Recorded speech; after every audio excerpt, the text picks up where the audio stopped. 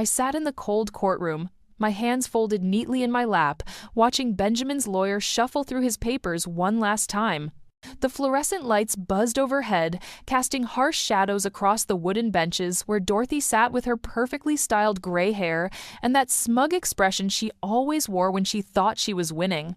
Cassandra perched beside her like a beautiful vulture, her red dress chosen specifically to mock me on what was supposed to be the worst day of my life.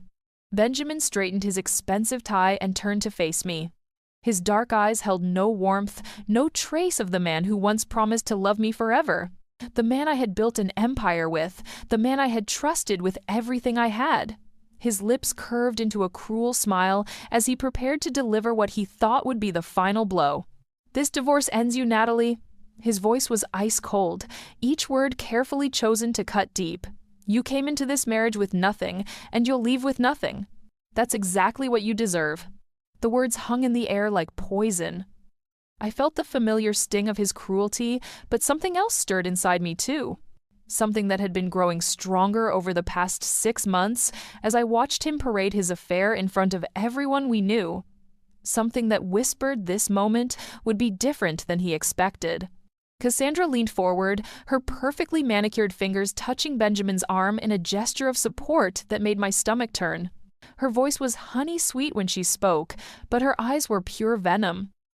"We'll send you pictures from our honeymoon, Natalie. Maybe you can finally see what a real woman looks like beside him." She giggled like this was all some delightful game, like destroying a marriage was entertainment. Like the years I spent building Benjamin's company from nothing meant less than the few months she'd spent warming his bed. Her engagement ring caught the courtroom lights, the same ring I had helped Benjamin afford, back when we were partners in everything. Dorothy couldn't resist adding her own poison to the mix. She stood up slowly, her cane tapping against the floor as she fixed me with the same look of disgust she'd worn since the day Benjamin first brought me home. "Good riddance," she said, her voice carrying across the silent courtroom. "I always knew you weren't good enough for my son. Now everyone else will know it too."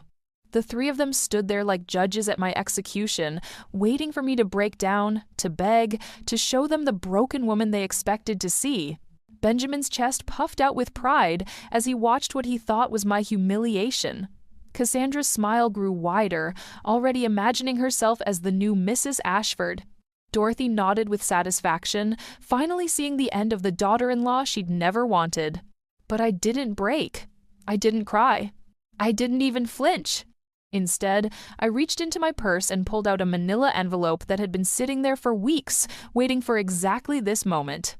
My fingers were steady as I broke the seal, even though my heart was pounding so hard I was sure everyone could hear it. Inside was a single document, folded neatly, containing information that would change everything. I stood up slowly, my heels clicking against the courtroom floor as I walked toward Judge Cole's bench. He was a kind man in his late 50s, with gray hair and laugh lines around his eyes that spoke of a lifetime of seeing both the best and worst of human nature. He had been patient throughout these proceedings, listening to Benjamin's lawyers paint me as a gold digger who contributed nothing to our marriage. "Your Honor," I said quietly, my voice carrying clearly in the silent room, "I have one final piece of evidence to submit." Judge Cole looked surprised but nodded, extending his hand to accept the document. Benjamin's lawyer started to object, but the judge held up a hand to silence him. "I'll allow it," he said simply. I handed him the paper, feeling the weight of months of careful investigation and planning in that simple gesture. Behind me, I could hear Benjamin whispering urgently to his lawyer, probably wondering what I could possibly have that would matter now. Cassandra's giggle had died away, replaced by an uncertain silence. Even Dorothy had stopped tapping her cane. Judge Cole unfolded the document and began to read. At first, his expression was neutral, professional, but as his eyes moved down the page, something changed. His eyebrows rose slightly. Then his mouth twitched. Then his shoulders began to shake. And then Judge Harrison Cole began to laugh. It started as a chuckle, deep in his chest. But it grew and grew until it filled the entire courtroom. It was the kind of laughter that comes from genuine surprise and delight, the kind that bubbles up when life delivers an unexpected twist that's too perfect to believe. He laughed until tears formed in his eyes, until he had to set the document down and remove his glasses to wipe them clean. "Interesting turn," he finally managed to say, his voice still shaking with amusement, as he looked from the paper to Benjamin and back again. The courtroom had gone completely silent. Benjamin's face had drained of all color. Cassandra's confident smile had vanished entirely, replaced by confusion and the first hint of fear. Dorothy's mouth hung open in shock, her cane frozen mid-tap against the floor. They had no idea what was in that document. They had no idea what I had discovered during those long months when they thought I was just quietly accepting my fate. They had no idea that while they were planning my destruction, I had been planning something far more devastating for them. The judge's laughter echoed off the courtroom walls, and in that sound, I heard the beginning of justice. 2 years earlier, I stood in our kitchen, making Benjamin's favorite breakfast while he read the morning paper, completely absorbed in the business section.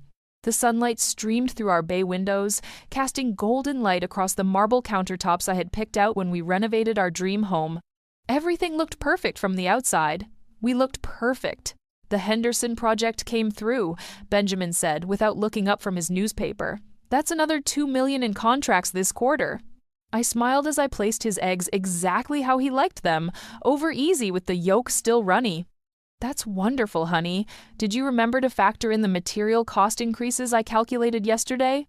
He finally glanced up, giving me that charming smile that had made me fall in love with him 7 years ago. What would I do without my brilliant wife?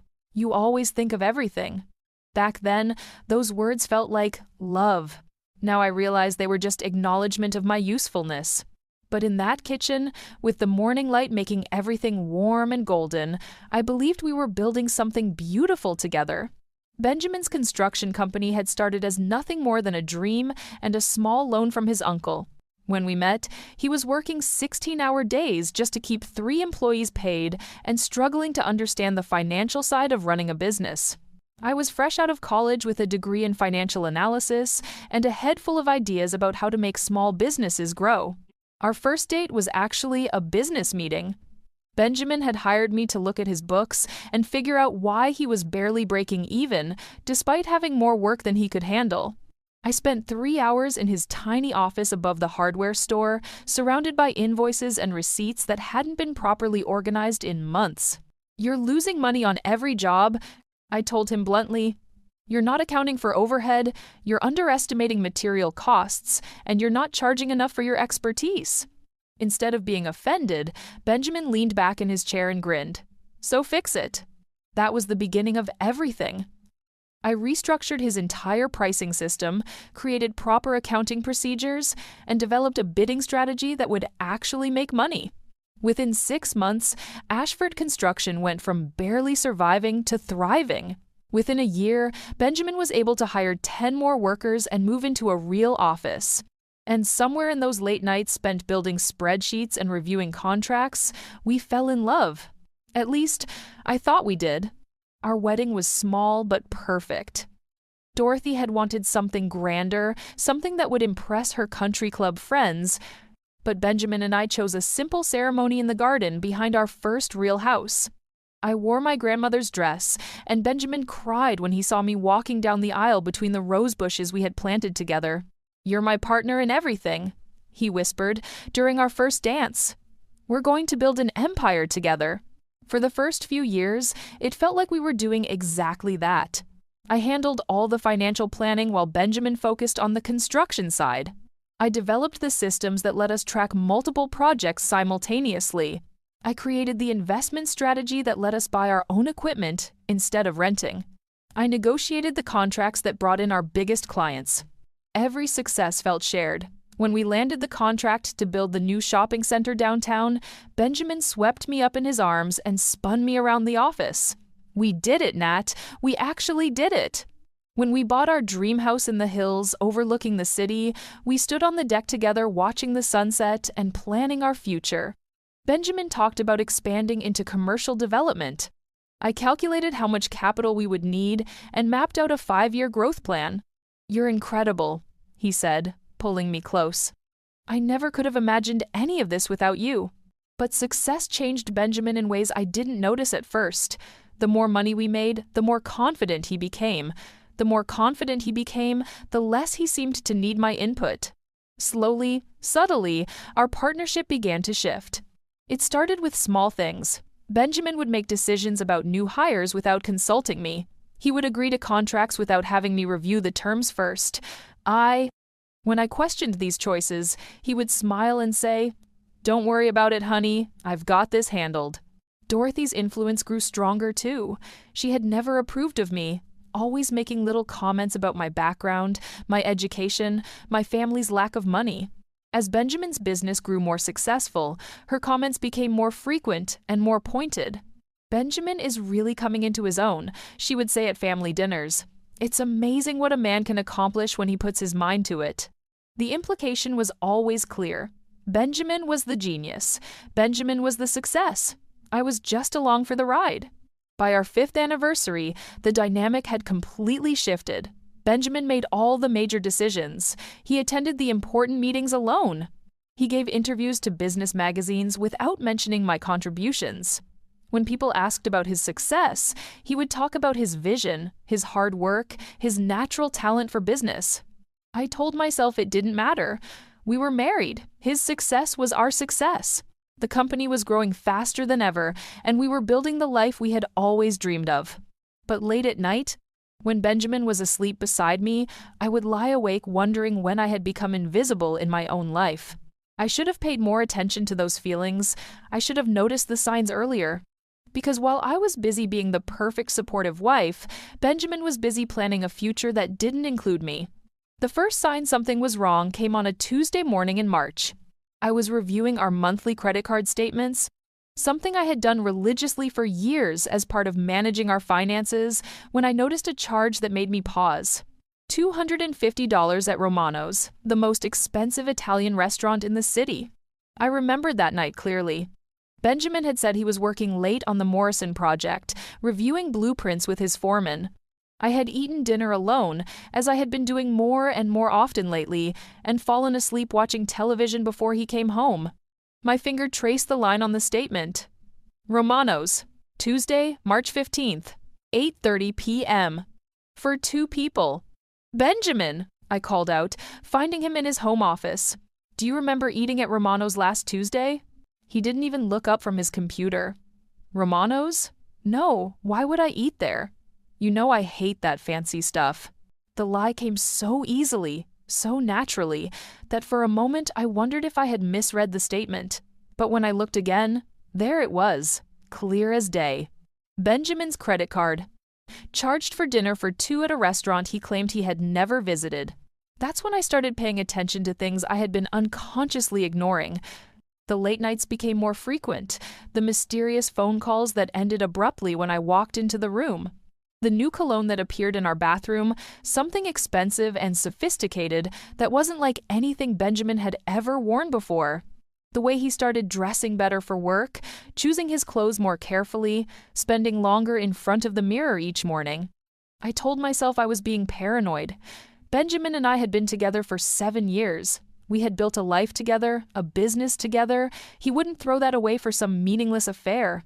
But the credit card charges kept coming. Flowers from the expensive florist downtown, not for me. Jewelry from Tiffany's, not for me. Hotel charges for the Grandview, the luxury hotel where we had spent our honeymoon, definitely not for me. Each charge felt like a small knife twisting in my chest, but I didn't confront him. Instead, I did what I had always done best. I investigated, I analyzed, I gathered data. I started by hiring a private investigator, a woman named Patricia Chen, who specialized in marital cases. She was professional and discreet, with kind eyes that had seen too many broken hearts. "I'll need 2 weeks," she told me during our first meeting in her small downtown office. Sometimes these things are innocent. Sometimes they're not. Either way, you'll have the truth. The truth came in the form of photographs that Patricia handed me in a manila envelope exactly 14 days later. My hands shook as I opened it, even though I already knew what I would find inside. Benjamin and Cassandra Vale, his secretary, holding hands across a candlelit table at Romano's. Benjamin and Cassandra kissing in the parking lot outside the Grandview Hotel. Benjamin and Cassandra shopping together at the jewelry store, where he had bought her a diamond bracelet that cost more than most people made in a month. How long? I asked Patricia, my voice barely above a whisper. Based on what I observed, at least 6 months, probably longer. She leaned forward, her expression gentle but serious. Mrs. Ashford, there's something else you need to know. They're not trying to hide this anymore. They're acting like a couple in public. People are starting to talk. That night, I sat in my car outside our house for an hour before going inside, staring at the photographs and trying to process what my marriage had become. Benjamin was inside, probably working late as usual, or maybe talking to Cassandra on the phone. Maybe planning their next romantic dinner while I made his breakfast and managed his business and played the role of the devoted wife. When I finally went inside, Benjamin was in the living room, watching television. He looked up and smiled, the same charming smile that had once made my heart race. Now it just made me feel sick. "How was your day, honey?" he asked, patting the couch beside him. I sat down, the photographs hidden in my purse like evidence of a crime. "Fine. How was yours?" "Busy. The Morrison project is giving us some trouble, but I think we'll work it out." Another lie. Patricia had followed him that day. He had spent 3 hours at lunch with Cassandra, then taken her shopping for lingerie at the department store downtown. The Morrison project was actually ahead of schedule, something I knew because I still reviewed all the project reports. "That's too bad," I said, amazed at how normal my voice sounded. "I'm sure you'll figure it out." Benjamin reached over and took my hand, his thumb stroking across my wedding ring. "You're the best, Nat. I don't know what I'd do without you." The words that had once filled me with love now felt like mockery. He didn't know what he'd do without me because I handled everything that kept his life running smoothly. I managed his finances, organized his schedule, maintained his home, and supported his business. I was useful to him, but I wasn't enough for him. That night, after Benjamin fell asleep, I lay awake staring at the ceiling and making a decision. I wasn't going to confront him. I wasn't going to beg him to choose me over her. I wasn't going to fight for a man who was already planning to throw me away. Instead, I was going to do what I did best. I was going to plan, investigate, and prepare. Because if Benjamin thought he could discard me like yesterday's newspaper, he was about to learn just how wrong he was. The first time Benjamin brought Cassandra to a company event, I felt like I had been slapped in front of everyone we knew. It was the annual Chamber of Commerce dinner, an event we had attended together for 5 years. I had bought a new dress, had my hair done, and was looking forward to celebrating another successful year for Ashford Construction. I was talking with Mrs. Henderson about her husband's retirement when I saw them walk in together. Benjamin wore his best suit, the navy one I had helped him pick out for our anniversary last year. Cassandra glided beside him in a stunning red dress that probably cost more than my monthly grocery budget. They weren't holding hands, but they moved together like a couple, like they belonged together. "Oh my," Mrs. Henderson whispered, following my gaze. "Is that Benjamin's new assistant?" "Secretary," I corrected automatically, my voice sounding strange and distant to my own ears. Benjamin's eyes found mine across the crowded ballroom. For just a moment, I saw something that might have been guilt flicker across his face. But then Cassandra touched his arm and whispered something in his ear, and he smiled down at her like I didn't exist. They spent the entire evening working the room together.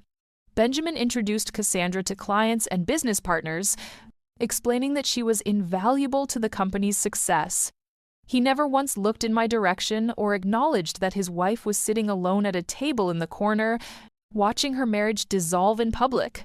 Dorothy appeared beside me like a vulture, sensing weakness. "You look tired, dear," she said, settling into the chair next to mine. "Perhaps you should go home early. Let Benjamin handle the business networking. He's so good at it." The message was clear. I was no longer needed here. I was an embarrassment, a reminder of Benjamin's past that he was ready to leave behind. I stayed until the very end, watching Benjamin and Cassandra laugh together, dance together, and accept congratulations on the company's success together. When we finally got home, Benjamin acted like nothing had happened. "Good turnout tonight," he said casually, loosening his tie. "The Morrison contract really impressed people." I stared at him in disbelief. "You brought her, Benjamin. You brought your secretary to our event and paraded her around like she was your wife." He had the audacity to look confused. Cassandra? She's part of the team now. Important clients like to meet the people they'll be working with. She's your mistress. The words hung in the air between us like a bomb waiting to explode. Benjamin's face went through several expressions before settling on cold anger. That's a serious accusation, Natalie. I hope you have proof to back it up. But I wasn't ready to show my hand yet. I wasn't ready to reveal what I knew. So I just stared at him until he shook his head and walked away, muttering something about me being paranoid and jealous. The public humiliation became a regular pattern after that. Benjamin would bring Cassandra to business lunches, company parties, and client meetings. People started asking me uncomfortable questions about the new girl and whether I was still involved in the business. Some of our friends stopped inviting us to social events, clearly uncomfortable with the obvious tension. Dorothy's comments became more pointed and more frequent. At Sunday family dinners, she would make observations about how refreshing it was to see Benjamin with someone who really understood his work. She would ask Cassandra's opinion on business matters while completely ignoring me. When I tried to contribute to conversations about the company I had helped build, Dorothy would change the subject or make comments about how I should focus on more appropriate topics. You know, dear, Dorothy said to me one Sunday while Benjamin and Cassandra were outside looking at her garden, "Some women know when it's time to step aside gracefully. It takes wisdom to recognize when you're no longer needed." Meanwhile, I was conducting my own investigation into Benjamin's business practices. What I discovered made my blood run cold. While I had been focused on the affair, Benjamin had been systematically removing my access to company information. Bank accounts I had helped establish were now in his name only. Contracts I had negotiated were being rewritten to remove any mention of my contributions. Investment accounts we had built together were being transferred to offshore holdings I knew nothing about. He wasn't just planning to leave me. He was planning to steal everything we had built together and leave me with nothing. The most devastating discovery came when I found emails between Benjamin and his lawyer discussing the divorce strategy. They were planning to claim that I had never been a real partner in the business, just a supportive wife who occasionally helped with paperwork.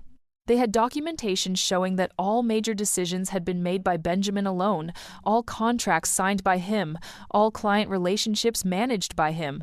It was a complete rewriting of our history, turning 7 years of partnership into a story where I was nothing more than an accessory to his success.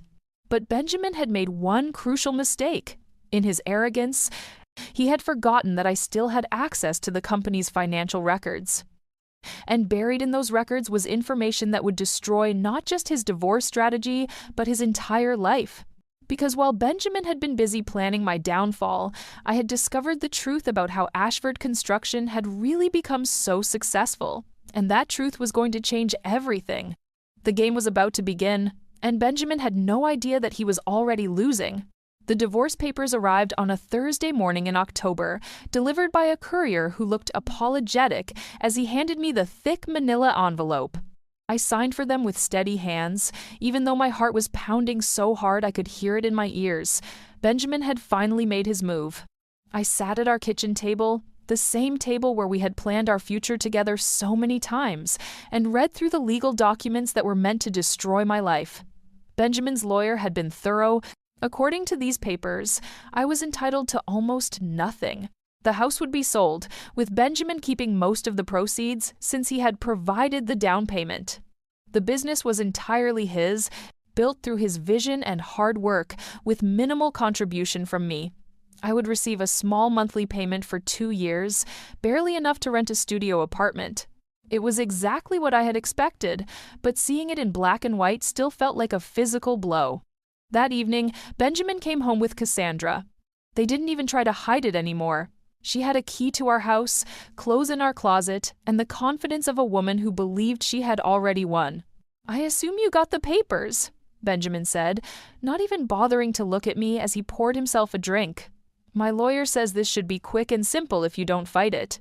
Cassandra curled up on our couch like she owned it, examining her perfectly manicured nails. "It's really for the best, Natalie. Benjamin needs someone who understands his ambitions. Someone who can keep up with him." I looked at this woman who thought she was so clever, who believed she had stolen my husband and my life, and I almost felt sorry for her. She had no idea what she had really gotten herself into. "I've hired a lawyer," I said quietly. Benjamin's glass stopped halfway to his lips. "What?" I said, "I've hired a lawyer. Patricia Morrison from Morrison, Wells and Associates. I'm going to fight this." The silence that followed was deafening. Benjamin set down his drink and turned to face me fully for the first time in months. His expression was a mixture of shock and anger. "Fight it?" "Natalie, be reasonable. You have no legal standing here. The business is mine. I built it. I run it. I own it. You were just supportive." "Just supportive," I repeated, tasting the bitterness of those words. "Is that what 7 years of partnership means to you?" Cassandra laughed, a sound like breaking glass. "Partnership? Honey, you answered phones and did some bookkeeping. That's not partnership, that's being a secretary." I looked at her sitting in my living room, wearing jewelry my husband had bought her with money from the business I had helped build, and I smiled. It wasn't a nice smile. We'll see what the court thinks about that. The next few weeks were a whirlwind of legal meetings and document preparation.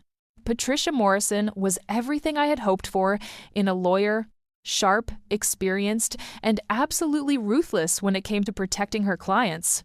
She listened to my story with growing interest, taking notes and asking pointed questions about the business's financial history. "This is going to be an uphill battle," she warned me during our third meeting. "Your husband has been very careful to remove your name from most official documents, but there are ways to prove contribution beyond paperwork. We'll need to be creative." Meanwhile, Benjamin and Cassandra had moved into full celebration mode.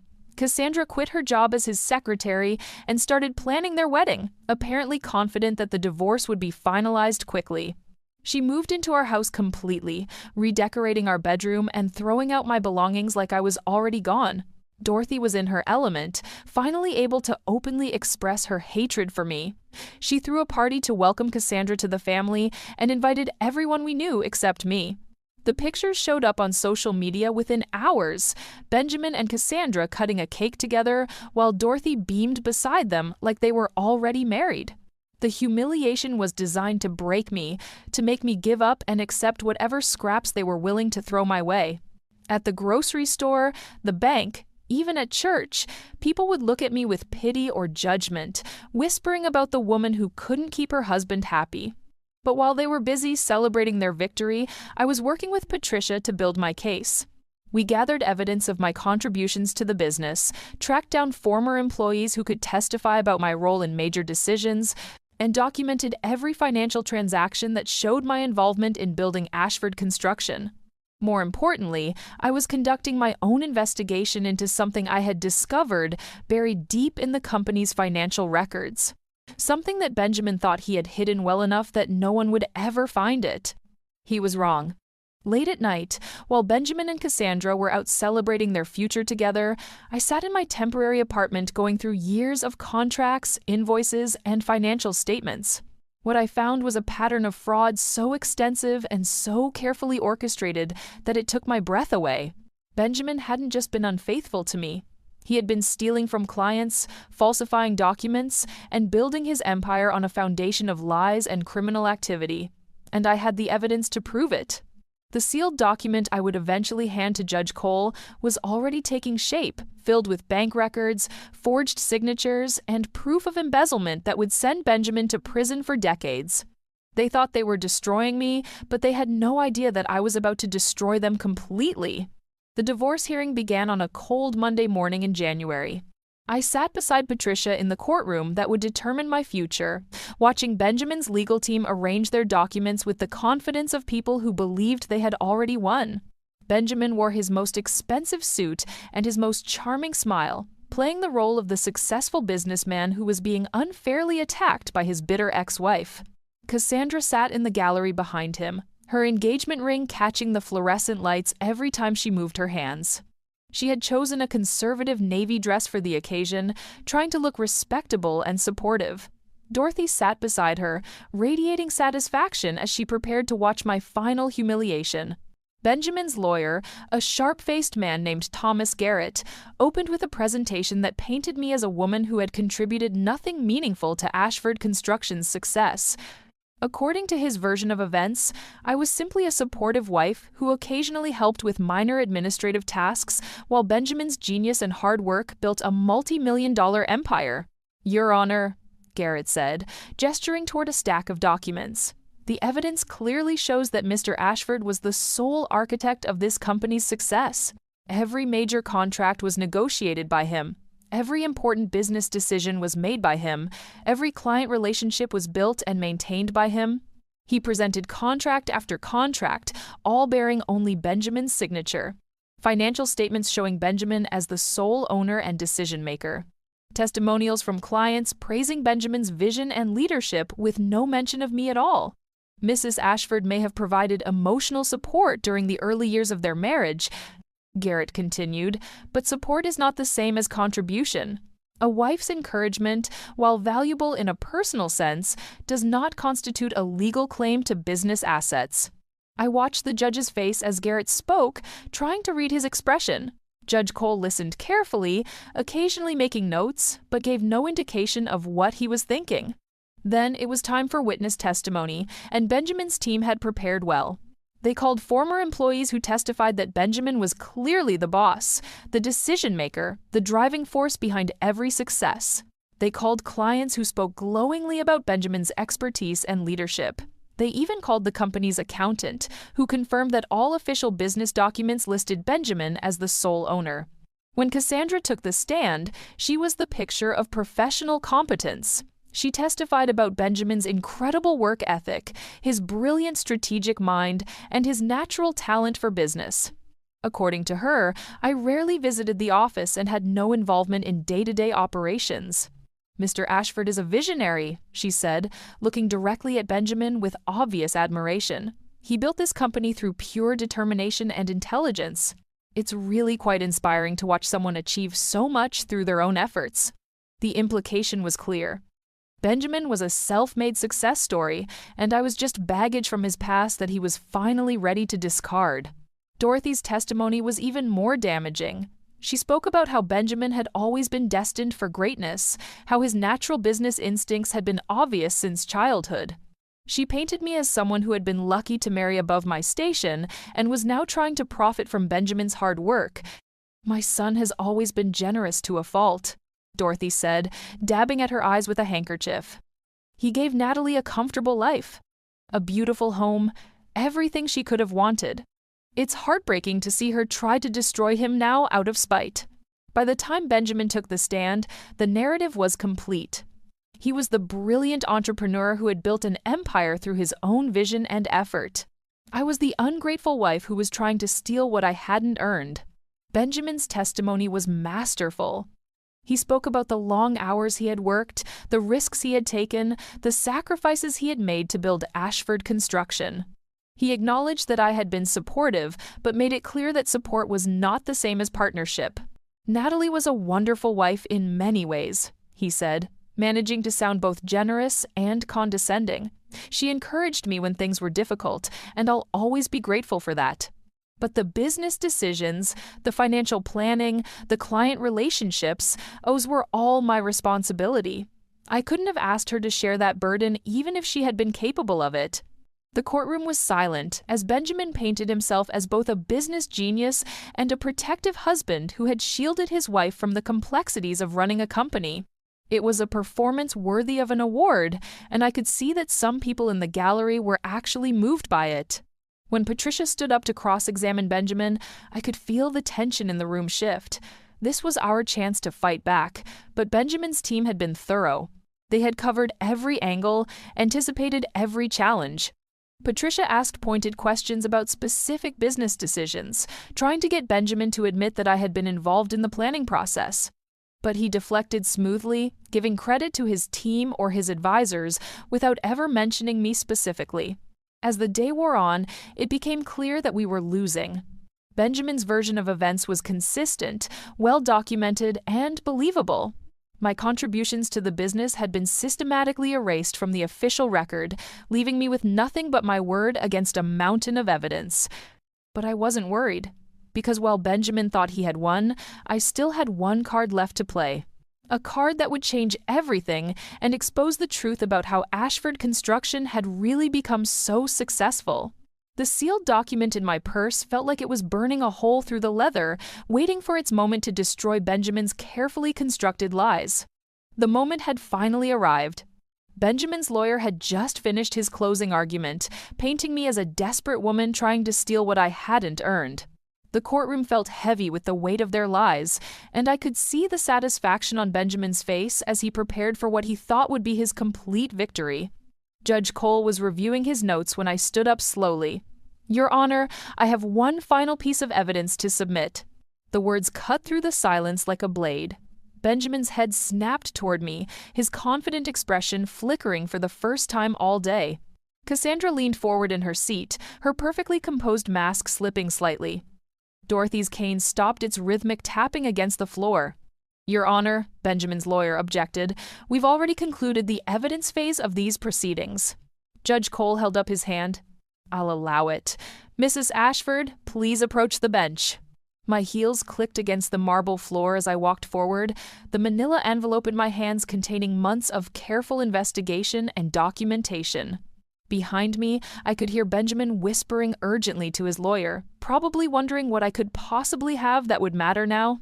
I handed Judge Cole the sealed document, feeling the weight of justice in that simple gesture. "This contains evidence of criminal activity that directly relates to the business assets in question, Your Honor." The judge's eyebrows rose as he broke the seal and began to read. At first, his expression was neutral, professional. But as his eyes moved down the page, taking in bank records, forged signatures, and documented evidence of systematic fraud, something extraordinary happened. Judge Harrison Cole began to laugh. It started as a quiet chuckle, but it grew and grew until it filled the entire courtroom. He laughed until tears formed in his eyes, until he had to remove his glasses to wipe them clean. It was the kind of laughter that comes from witnessing irony so perfect, it borders on the absurd. "Interesting turn," he finally managed to say, his voice still shaking with amusement as he looked from the document to Benjamin's increasingly pale face. The courtroom had gone completely silent. Benjamin looked like he was about to be sick. Cassandra's confident smile had vanished entirely, replaced by confusion and growing fear. Dorothy's mouth hung open in shock. Judge Cole composed himself and looked directly at Benjamin. "Mr. Ashford, according to this evidence, your company has been built on a foundation of fraud, embezzlement, and stolen intellectual property. Mrs. Ashford has documented systematic theft from clients, falsified contracts, and the use of stolen architectural plans from competing firms." Benjamin shot to his feet.